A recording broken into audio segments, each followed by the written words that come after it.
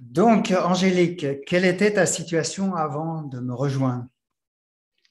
Alors, avant de te rejoindre, j'étais en burn-out. Le burn-out avait eu lieu quelques semaines avant et j'étais plongée dans une espèce d'angoisse assez permanente, une fatigue très profonde, une sorte d'impression que plus rien n'était possible et voilà, beaucoup de désespoir aussi.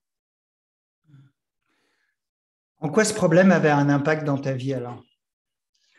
Ah ben, à ce moment-là, il m'empêchait de presque tout finalement. J'avais énormément de mal à avoir la moindre relation humaine et sociale. Les endroits dans lesquels il y avait des gens m'angoissaient énormément. Donc j'étais vraiment refermée sur moi-même, chez moi, et la simple idée d'être au contact d'autres personnes que ma famille était à ce moment-là insurmontable. Et puis, tu avais des crises d'angoisse aussi, c'est ça? Ouais, j'avais des crises d'angoisse. Comment elles se qui, euh, manifestaient? alors dans mon cas, c'était des crises d'asthme. D'accord. Vraiment, je m'étouffais littéralement. Et donc là, tu n'en as plus du tout. Non, j'en ai plus. Il peut arriver que j'ai encore des moments où je me sens angoissée, mais ça n'a plus rien à voir avec ces crises-là que je pouvais avoir il y a quelques mois. D'accord. Quelle solution tu envisageais avant de rentrer dans l'accompagnement avec moi? Eh ben, j'envisageais pas grand-chose en fait. Je savais que D'accord. j'avais besoin d'aide, Oui. mais moi toute seule, j'étais plus du tout capable d'envisager la moindre porte de sortie finalement. Qu'est-ce que tu avais essayé auparavant alors? Eh ben, auparavant, mon fonctionnement, c'était moi, je le voyais comme un combat en fait. Il fallait que je me batte pour mener mon quotidien, et tout était devenu très pesant, mais j'avais pas de solution pour me sortir de ça. Pourquoi tu as choisi de travailler spécialement avec moi? Alors en fait, tu m'as été recommandé par mon médecin. Euh, je lui ai D'accord. expliqué que j'avais besoin d'aide, que toute seule, je n'y arrivais pas. Elle m'a proposé différentes solutions.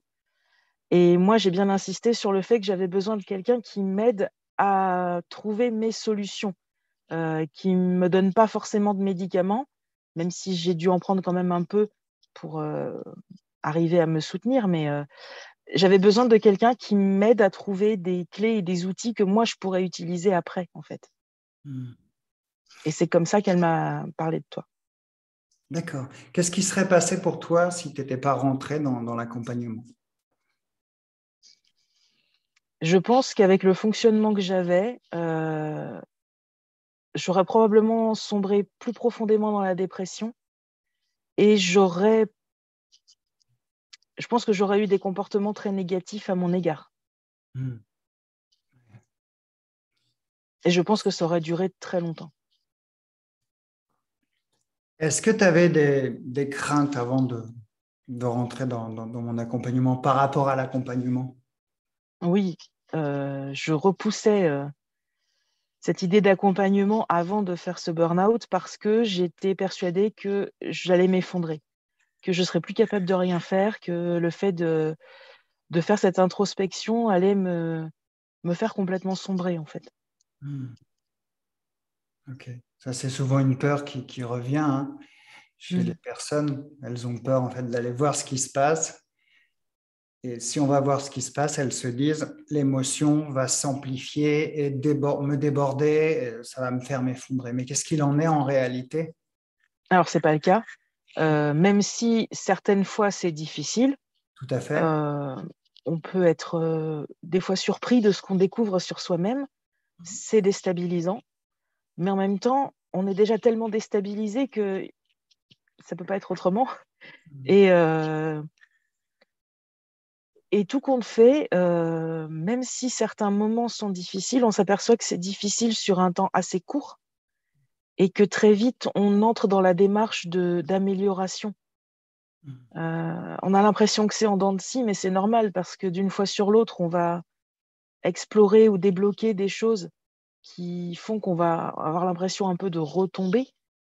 En fait, c'est pas vrai. On encaisse juste les nouvelles données et puis on continue d'avancer.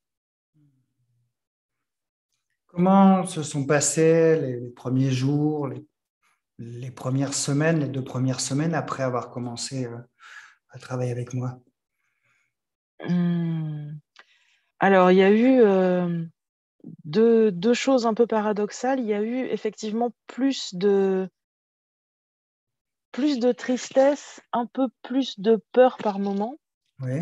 et en même temps, une sorte de soulagement.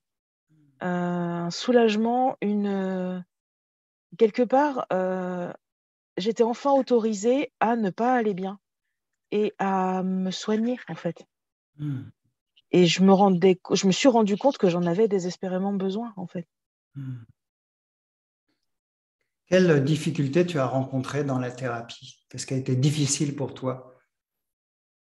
Alors, déjà, ça a été difficile pour moi d'admettre que j'avais des fragilités et que j'avais besoin qu'on m'aide pour les identifier et les dépasser. Et il a été très difficile pour moi de laisser quelqu'un accéder à ses fragilités. Ça, c'était vraiment accepter d'enlever cette armure et c'était très difficile, très déstabilisant pour moi. Hmm. Et une fois que les difficultés, enfin que les fragilités, pardon, étaient pointées, les accepter. C'était difficile aussi. Comment tu as réussi à surmonter ça alors? En étant plus indulgente avec moi-même, en étant plus bienveillante avec moi-même et en acceptant, c'est peut-être ça qui a été le plus dur, d'accorder de la confiance à quelqu'un d'autre que moi-même. Ouais, ouais, hmm, ouais. Qu'est-ce qui a changé dans ta vie aujourd'hui? Alors aujourd'hui, je ne suis plus du tout dominée par l'angoisse, même s'il y a des moments angoissants, mais je pense que ça, tout le monde en a. Euh, je, je suis beaucoup plus capable de m'écouter, d'accepter quand quelque chose est difficile pour moi, au lieu de le rejeter et de me forcer, Hmm, déjà d'accepter que oui, il y a une difficulté et de comprendre, de chercher à comprendre en tout cas comment la dépasser et pas juste la contourner ou foncer dedans jusqu'à ce que peut-être elle lâche. hmm, ouais. Puis par rapport au burn-out, alors, t'en es où alors?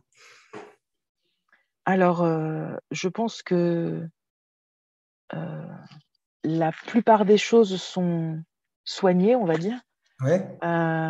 J'ai encore j'appelle ça des fatigues sociales en fait, le fait d'être Hmm, entouré de beaucoup de gens. Alors, beaucoup, ça peut être assez peu en fait, hein, 5-6 personnes qui gravitent autour de moi. Pour moi, ça fait déjà beaucoup encore. Alors hmm, que j'avais un métier où j'étais tout le temps entourée de gens, tout le temps, tout le temps. Donc ça reste encore un peu fragile.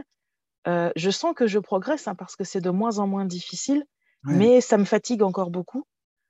Et le fait aussi de cumuler plusieurs contraintes, même si elles sont très simples, hein, même si c'est juste un horaire à respecter parce qu'il y a un rendez-vous ou un train à prendre ou autre, cumuler plusieurs choses comme ça dans une journée, c'est très fatigant encore pour moi.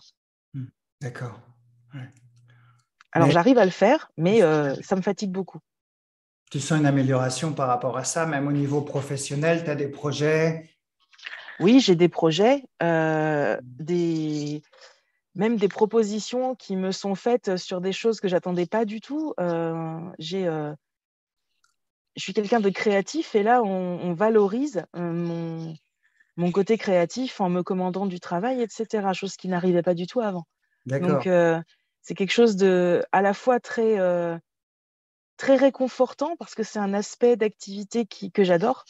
Et aussi, je me démontre à moi-même que je suis encore capable de mener des projets, d'avoir des envies. J'en avais plus du tout hein, au début du burn-out.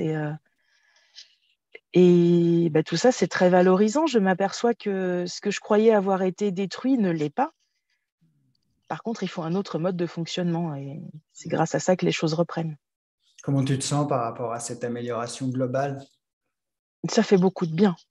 Ouais. On s'aperçoit qu'on n'est pas. Je m'aperçois que je ne suis pas le champ de ruines que je croyais être. C'est pas ça. C'est beaucoup plus que ça et c'est beaucoup mieux. Ouais. Quelle émotion te viendrait à l'esprit si tu devais en citer une?